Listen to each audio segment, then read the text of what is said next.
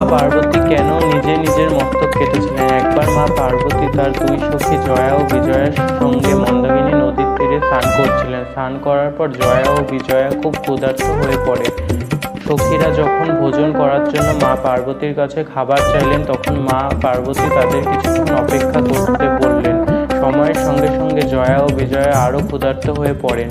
তখন সখীরা বললেন, শিশুদের রক্ষা করার জন্য মা তার সন্তানদের শিশুদের রক্ত পর্যন্ত পান করান।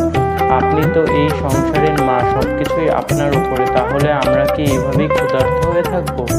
এই কথা শোনা মাত্রই মা পার্বতী কোনো কিছু না ভেবে তার নিজের মস্তকটি কেটে দিলেন।